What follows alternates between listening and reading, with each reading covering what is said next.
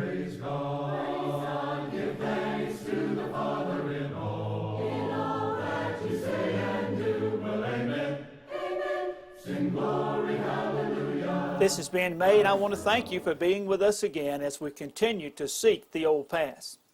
We're studying the divided kingdom. We are in the Old Testament, and I encourage you to take your Bible and follow along with us. We'll be in 2 Kings chapter 6, at least that's where we'll start. And there are some fascinating stories from God's Word that we will talk about in this few minutes together. Thank you again for being with us. I hope you have your study guide. And if so, you'll notice that we'll be starting on page 60. On page 60. If you haven't ordered your study guide, why not go ahead and do that? They're completely free of charge. Just use that contact information that you'll see on the screen, whether you call in or whether you send us an email or drop us a line in the mail, whatever is best for you. And we'll see that you get one of these very good reference books. Again, completely free. Here's a chart, family tree you might say, showing Judah and Israel. Now, all the kings are not on here. We just don't have time to go back over each one. But notice we start with David, with Judah. And that's important because God had promised David that he'd always have an heir on the throne. And so we see that he does. There's one probably about a 7-year period of an exception as we see Queen Athaliah has usurped the throne. But God says to David, you'll have an heir on the throne. Now ultimately that promise to David is fulfilled in Christ. Jesus is now sitting on the throne of David. Now, as you think about the line, though, as you see David, and skipping a few kings down would come to Jehoshaphat. Jehoshaphat was a good king. He had a son, though, named Jehoram. Jehoram, unfortunately, married Athaliah. And notice the line crossing. Athaliah was the daughter of King Ahab. King Ahab was one of the most wicked kings of Israel. And now Jehoram has married into that wicked family, and that is just not a good combination. Also, you see in this family tree that at one time you had Jehoram ruling in Judah and a different Jehoram ruling in Israel. These would be uncle and nephew. Uncle and brother-in-law. Later, Ahaziah will reign in Judah, and that's the nephew of Jehoram of Israel. So you start seeing those family ties. And then after Ahaziah will come to Joash. Each king has some interesting stories. Unfortunately, many of the kings are evil. All, again, on Israel's side are. We talked last time about Obadiah. Obadiah has that book, Obadiah. And sometimes we just kind of run across that as we are flipping through our Bibles. Obadiah would have been in this time frame that we are in now. We also saw Elisha. And we'll see a little bit more of Elisha in this lesson, and soon, though, we'll see Elisha passes away. We've seen interesting stories like the widow's oil that didn't run out, and how the Shunammite woman's son was raised back from the dead, and we'll come back to that story in this lesson.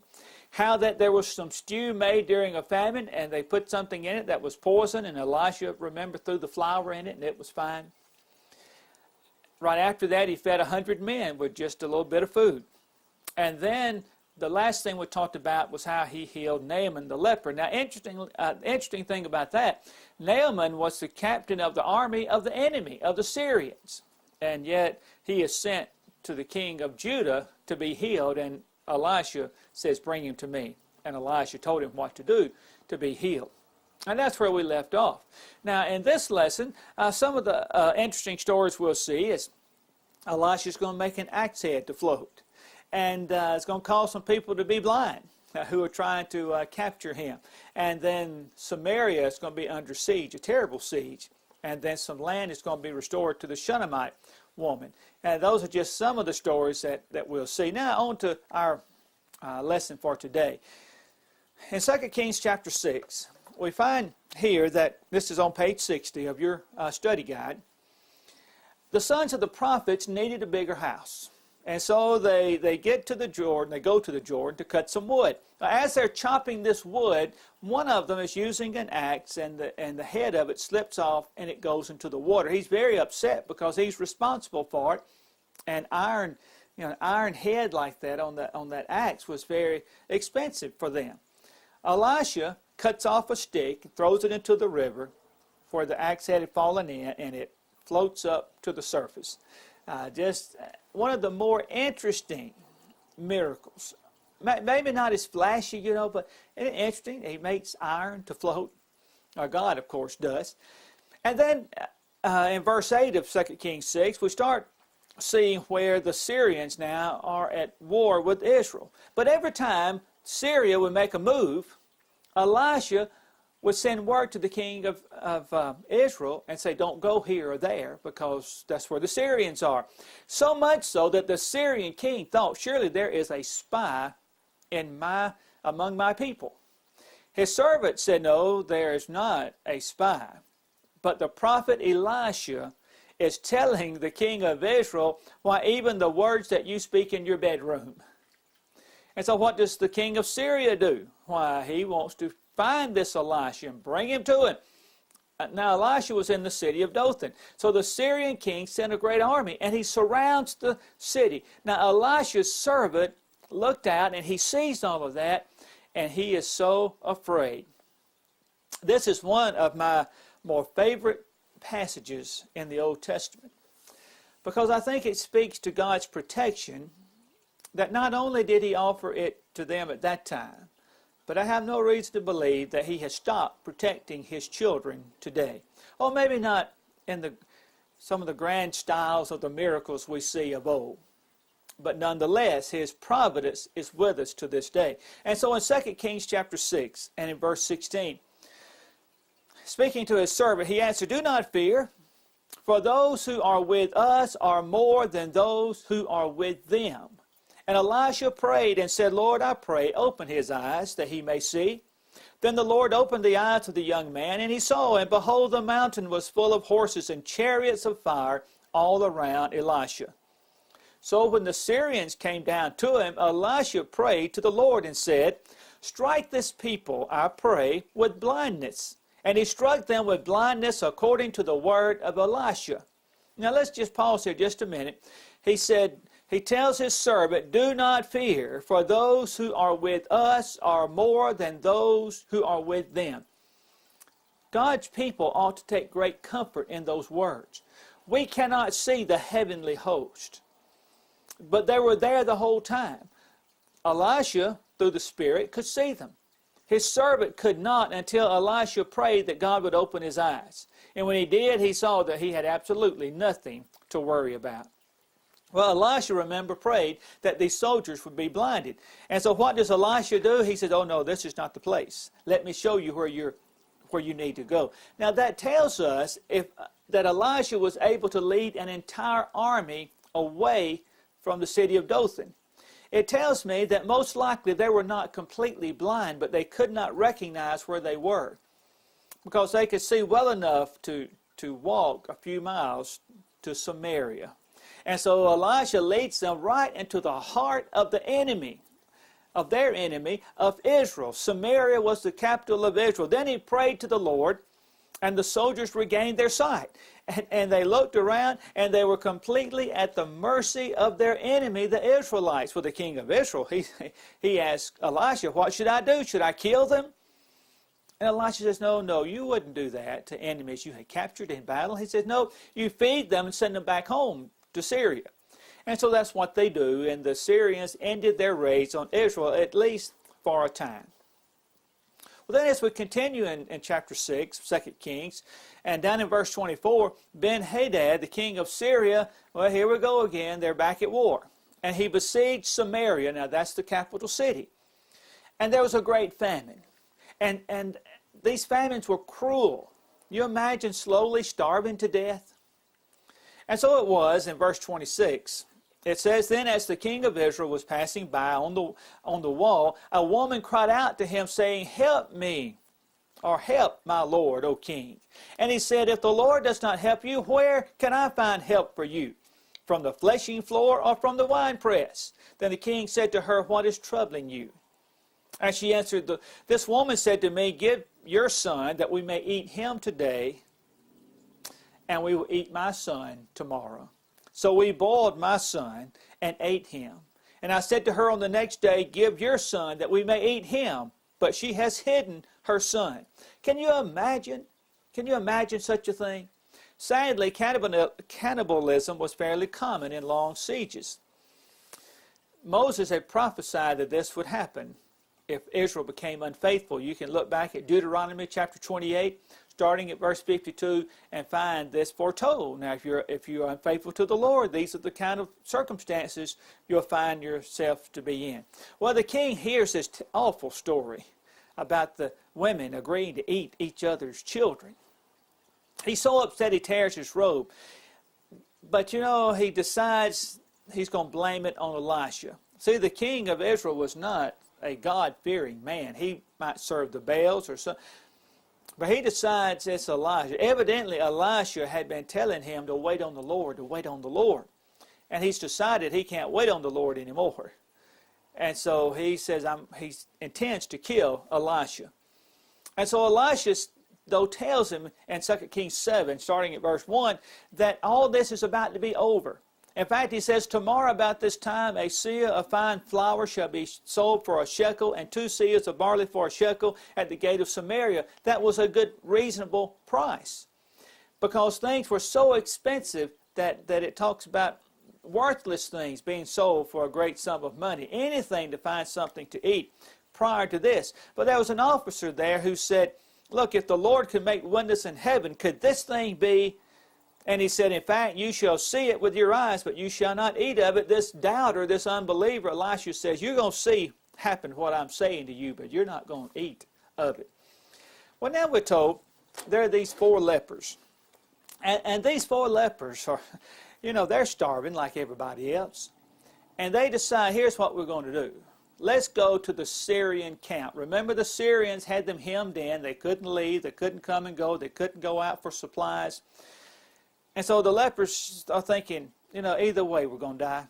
If we stay here, we know we'll die. If we go to the Syrians and just turn ourselves in, we may or may not die. And so they decide that's what they're going to do. They go to the Syrian camp. And when they get there, there is nobody there. It is completely abandoned. All of their supplies are there. There are horses. Everything is there. They left in a great hurry. So what had happened was, as you look at 2 Kings 7 and verse 6, the Lord had caused them to hear the sound of a great army approaching. Oh, they thought chariots and horses are just coming down on us. And so they ran for their lives. Well, the lepers now, they at first, they start eating. The first thing they do is eat. They're starving. And then they start getting some of the loot. And then they thought better of it, thinking something worse is going to happen if we don't go and tell what we know. And so they return to the city. They tell the king. And then the king is thinking this may be a trap, and he sends some people out to check it out. And sure enough, that's exactly what had happened. And so they come and they tell the news, and the people rush out the gates. Remember, they are starving. Well, as they are rushing out the gate, the officer in charge of the gate was trampled to death. He said, well, that's terrible. But this is the one that Elisha had said, you will see this happen, but you will not eat of it, because he doubted what the prophet of God was saying. God's word always comes true. Now, in chapter 8 now of 2 Kings, we find another interesting story as far as Elisha taking care of this woman. Remember the Shunammite woman that we talked about earlier? She is the one that prepared a little room for Elisha to stay in.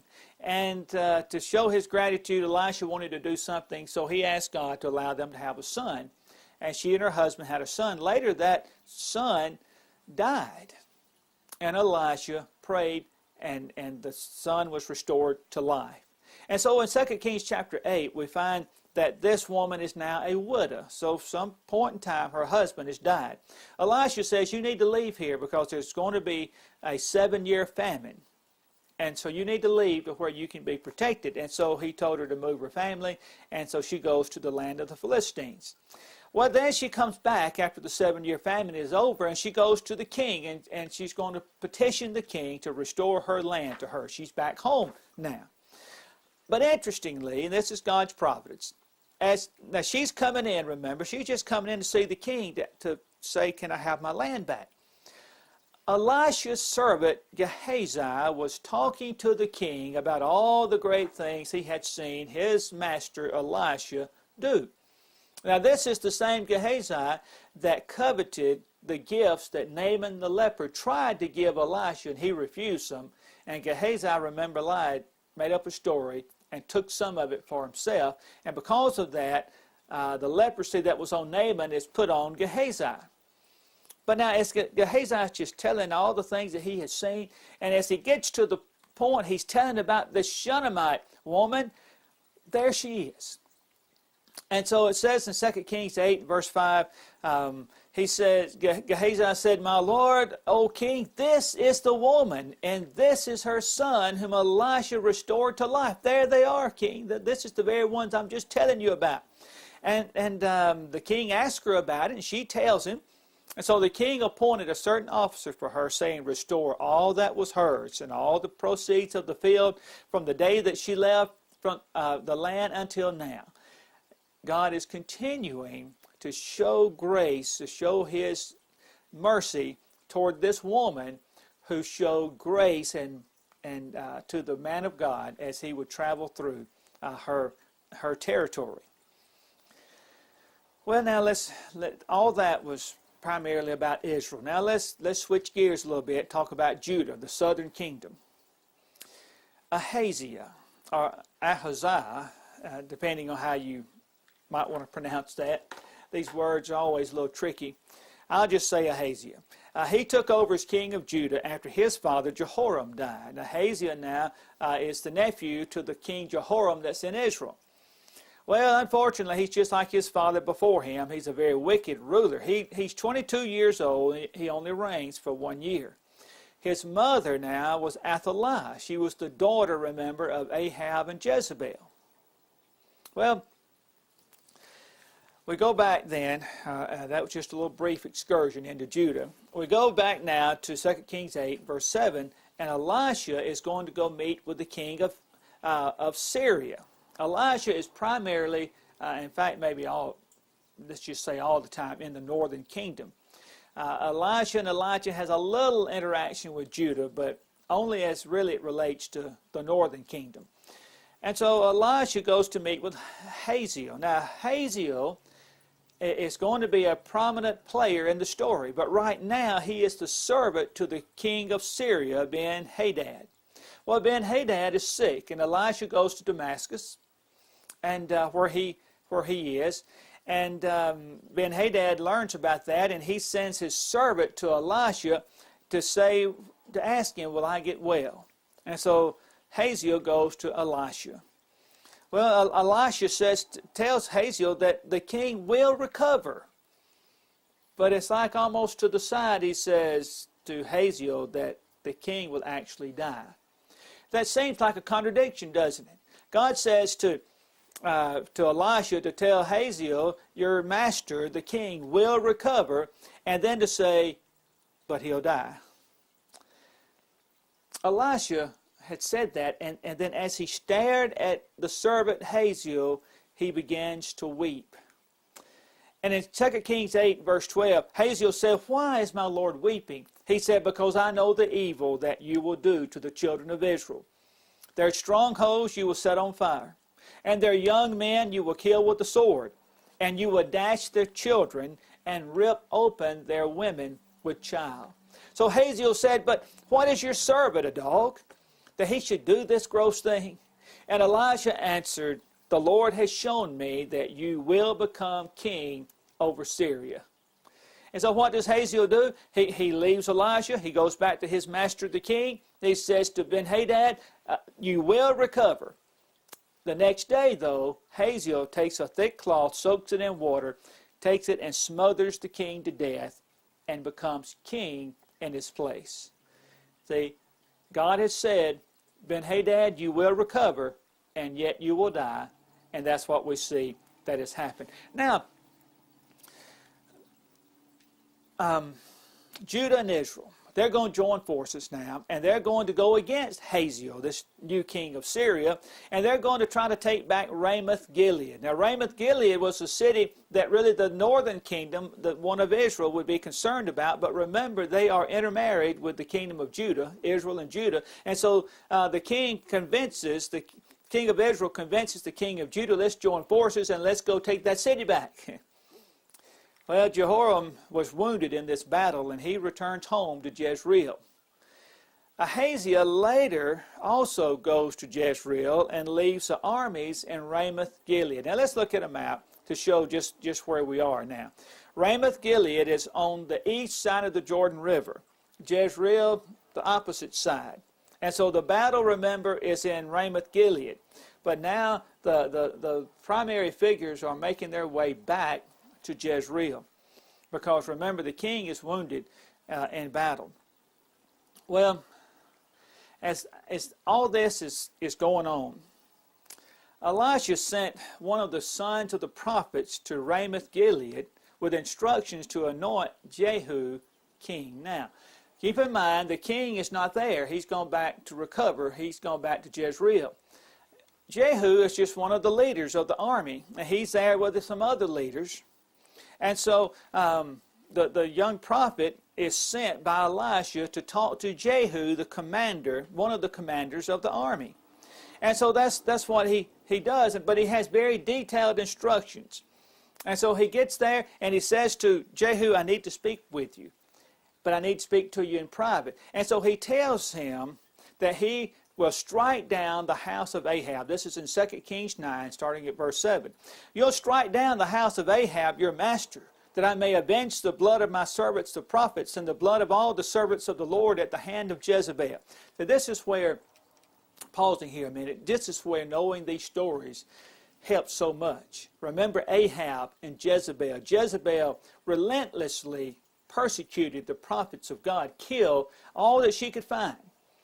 And so now God is going to use Jehu to execute his wrath on the house of Ahab. And so it says, for the whole house of Ahab shall perish. And I will cut off from Ahab all the males in Israel, both bond and free. So I will make the house of Ahab like the house of Jeroboam the son of Nebat, and like the house of Baasha the son of Ahijah. Now pausing again for a minute. Those two houses, those of Jeroboam and Baasha, were completely destroyed. All their descendants were killed. And so he says that's how the house of Ahab would be. And then he goes on in verse 10. The dogs shall eat Jezebel on the plot of ground at Jezreel, and there shall be none to bury her.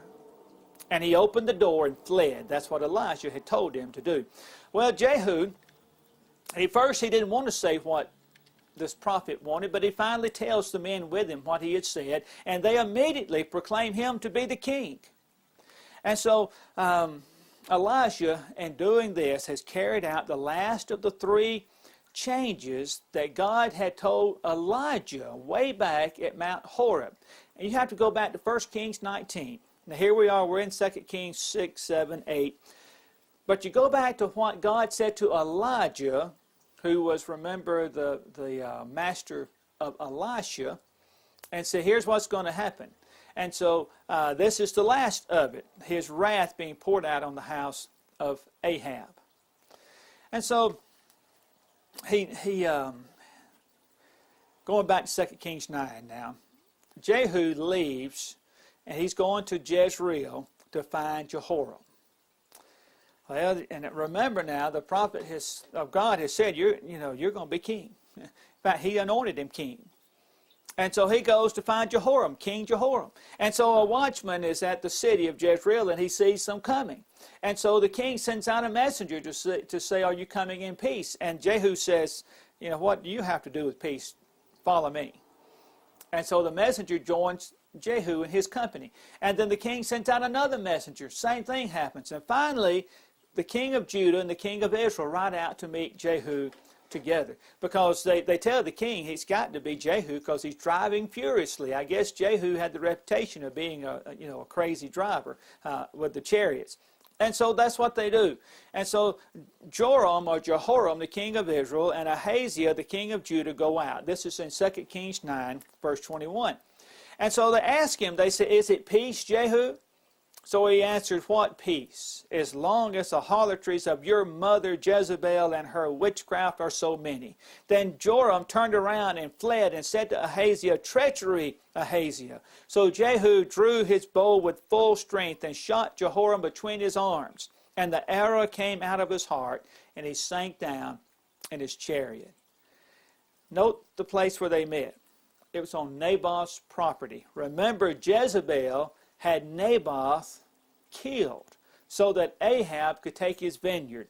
God condemned that and said, and had prophesied, this is what's going to happen. And so we find that when Ahaziah saw that King Ahaziah saw that Jehu had killed King Jehoram, he fled. And Jehu pursues the king of Judah and has him shot with the bow and arrow and killed. Ahaziah was buried in Jerusalem in the tomb with his fathers. Well, now Jehu goes on into town goes on into the city of Jezreel. That's where Jezebel is. Remember, the wife of Ahab.